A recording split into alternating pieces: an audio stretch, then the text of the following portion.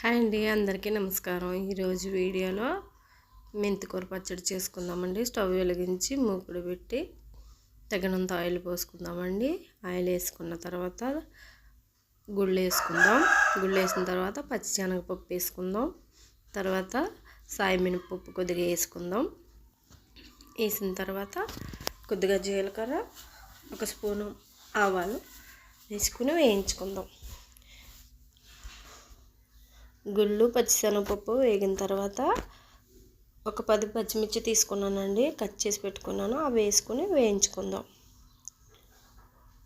అవన్నీ వేగిన తర్వాత వెల్లుల్లి రబ్బలు 10 వెల్లుల్లి రబ్బలు తీసుకున్నానండి. అవి అందులో వేసుకుని వేయించుకుందాం. వేయించుకుని తీసి పక్కన పెట్టేసుకున్నానండి నేను. ఇప్పుడు అదే మూకుట్లో కొద్దిగా ఆయిల్ వేసుకుని మెంతికూర కడిగి పెట్టుకున్న మెంతికూర అందులో వేసేసుకోవటమేనండి. వేసుకొని కొద్దిగా మగ్గనివ్వాలి. మగ్గిన తర్వాత అందులో కొద్దిగా కరివేపాకు కూడా వేసుకుంటే టేస్ట్ బాగుంటుందండి. కరివేపాకు వేసుకున్న తర్వాత ఒక చిన్న టమాటా తీసుకోవాలి. టమాటా కూడా వేసాను నేను. టమాటా వేస్తే నిల్వ ఉండదండి, అప్పటికప్పటికే అయిపోద్ది. టమాటా వేసిన తర్వాత నిమ్మకాయ సైజు అంత చింతపండు తీసుకుని వేసుకోవాలండి.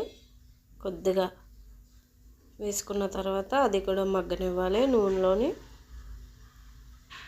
మగ్గిన తర్వాత లాస్ట్లో కొత్తిమీర వేసుకోవాలండి. కొత్తిమీర త్వరగా మగ్గిపోతుంది కదా. చూసారు కదా, మగ్గిపోయిందండి, అయిపోవచ్చింది పచ్చడి. స్టవ్ ఆపుకొని కొద్దిగా చల్లారనివ్వాలండి. చల్లారిన తర్వాత ఒక చిన్న మిక్సీ జార్ తీసుకుని మిక్సీ పట్టుకోవడమే.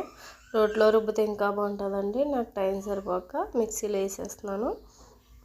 ముందుగా గుళ్ళు పచ్చిశనగపప్పు వేయించుకుని తీసుకున్నాం కదా, అవి వేసుకొని మిక్సీ పట్టాలి. ఆ తర్వాత మెంతికూర, టమాటా, చింతపండు వేసుకొని మిక్సీ పట్టాలి. చూసారు కదా, అయిపోవచ్చిందండి. కొంచెం బరకగా రుబ్బితే సరిపోతుంది. ఆహా, టేస్ట్ చూసి కామెంట్ చేయండి. Please subscribe. ఒకసారి ట్రై చేయండి.